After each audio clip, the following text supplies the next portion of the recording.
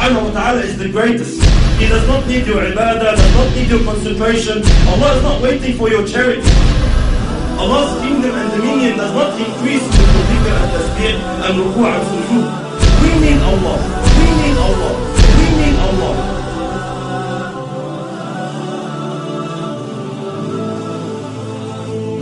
The issue of salat, the problem that we are facing with salat is that salat has to do with spirituality. It has to do with feelings that come through your heart and thoughts that come through your mind. A successful Muslim, like Allah subhanahu wa ta'ala says, قَدْ أَفْلَحَ الْمُؤْمِنُونَ الَّذِينَ هُمْ فِي صَلَاتِهِمْ خَاشِعُونَ. Verily the believers are successful, they are the ones who have khushu' in their salat. They pray properly, they stand before Allah subhanahu wa ta'ala properly. A crucial step, a crucial cornerstone in achieving this target is to know who you're standing in front of. Who are you speaking to?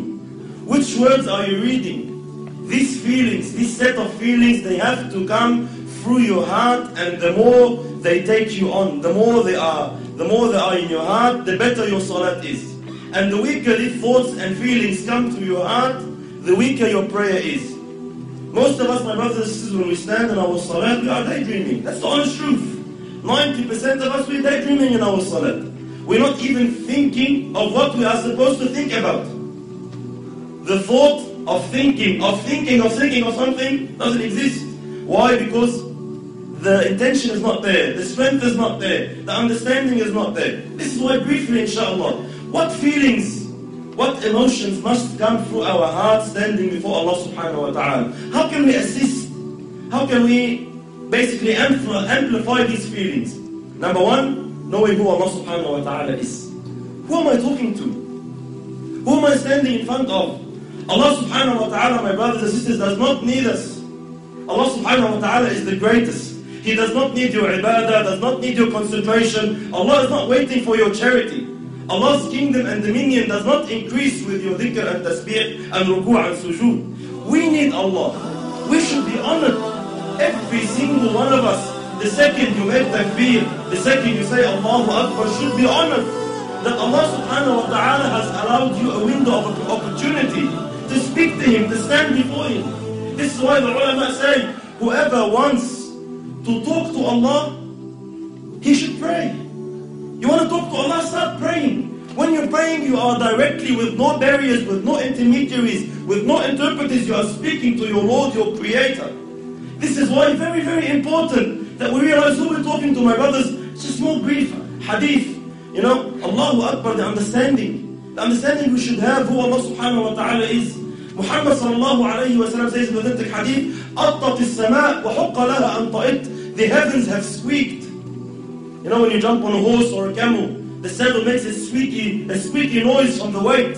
أَطَّتِ السَّمَاء وَحُقَّ لَهَا أَنْ طَئِتْ. The heavens have squeaked, and they have a right to squeak. مَا فِيهَا مَوْضَعَ أَرْبَعَ أَصَابِعَ. Our Prophet is saying, our teacher is saying, sallallahu alayhi wa sallam, there's no space of 4 fingers in all this universe, إِلَّا وَمَلَكٌ سَاجِدٌ لِلَّهِ تَعَالَى, except that there is an angel who has prostrated his head before Allah subhanahu wa ta'ala. Every 4 fingers, billions and billions of angels, billions and billions of creations of Allah are continuously praising Allah subhanahu wa ta'ala. Allah subhanahu wa ta'ala says, تُسَبِّحُ لَهُ السَّمَوَاتُ السَّبْعُ. The 7 heavens and what it contains and what is in there. تُسَبِّحُ لَهُ السَّمَوَاتُ السَّبْعُ وَالْأَرْضُ, and the land, وَمَنْ فِيهِنْ, and everyone inside them, and everyone within their boundaries. تُسَبِّحُ لَهُ السَّمَوَاتُ السَّبْعُ وَالْأَرْضُ وَمَنْ فِيهِنْ وَإِن مِّن شَيْءٍ إِلَّا يُسَبِّحُ بِحَمْدِهِ وَلَكِنْ لَا تَفْقَهُونَ تَسْبِيحَهُ. Everything is praising Allah. Rock, land, tree, whatever it is praising Allah, glorifying Allah. وَلَكِنْ لَا تَفْقَهُونَ تَسْبِيحَهُ إِنَّهُ كَانَ حَلِيمًا غَفُورًا. But you don't understand, you don't comprehend the praise, you can't hear the praise. But everything is praising Allah. Allah is not in need of you. Allah is not in need of you standing, feeling obliged like most of us. Why do we pray? Majority of us, my brothers, we pray to offload the obligation. Alhamdulillah, I finished my salat. If you come and stand before Allah with this intention, are you unaware that Allah subhanahu wa ta'ala knows exactly what is going through your heart at that stage? When you come and say, I just want to get dhuhr over and done with. These feelings that come to us, we don't say them in public. No one can say, Allah, let's pray.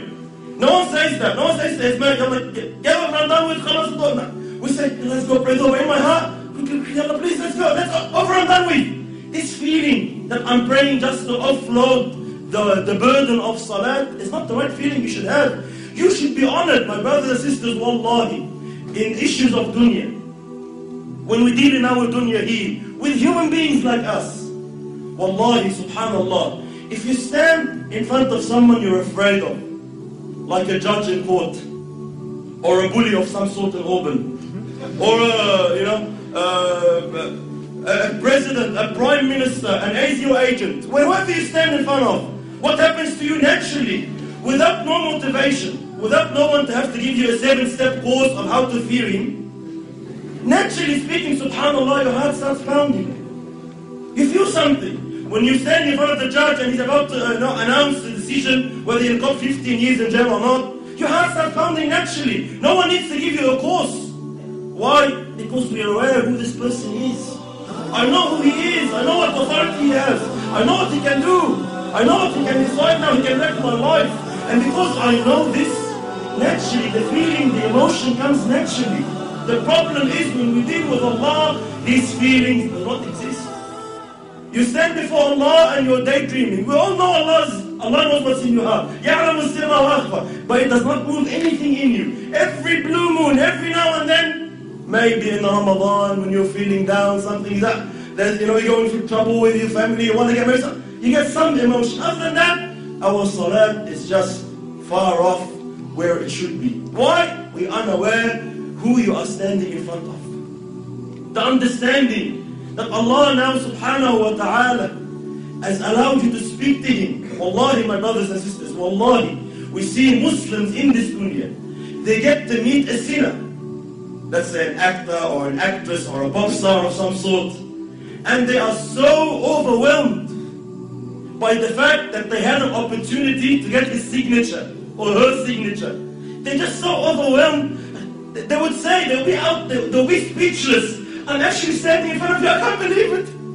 And they will be so, they'll be so touched that, he's allowed them 5 minutes of his time. We have these feelings with mashayikh even. Sometimes the super sheikh comes from overseas, and we find all the boys and Allah Akbar, I'm giving him salam, I can't believe it. Subhanallah, every time I see such a situation, it always reminds me of Allah. Subhanallah, who is this person? Regardless, all ranks preserved, who is this person? The Shaykh once said, imagine if you were to meet Muhammad sallallahu alayhi wa sallam, what would you feel? Imagine if Rasulullah said, I'll give you 5 minutes of my time, come meet me. What would you think? Would you daydream? Would you be sitting with Rasulullah thinking of your wife? Would you be sitting in front of Muhammad sallallahu alayhi wa sallam thinking about work? No way on earth. Why? Prophet of Allah is he. You'll be taken. You'll be absorbed in the discussion. But subhanallah, we stand before Allah every day 5 times daydreaming. Why? We are unaware who Allah subhanahu wa ta'ala is. And how patient is Allah? How merciful is Allah subhanahu wa ta'ala, my brothers?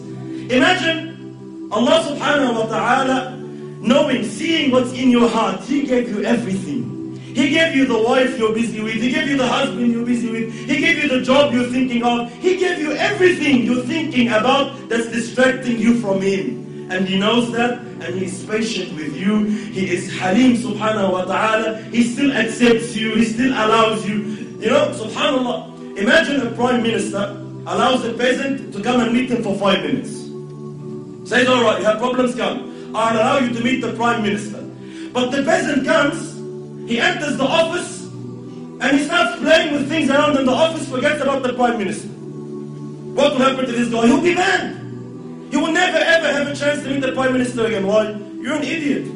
We allowed you the chance, we opened the door for you, and you don't want to present your situation. You don't want to say anything. You get busy with something else. Why you come? Likewise, imagine Allah subhanahu wa ta'ala, the King of Kings, 5 times a day allows you an opportunity to speak to Him, to complain to Him, to beg of Him, to ask of Him, and you are daydreaming. And Allah subhanahu wa ta'ala still allows you. Allah doesn't ban you. Allah doesn't say, this guy is disrespectful. No, Allah is patient. Allah waits subhanahu wa ta'ala. You will understand. You will come back. So very, very important. Step on who Allah subhanahu wa ta'ala is.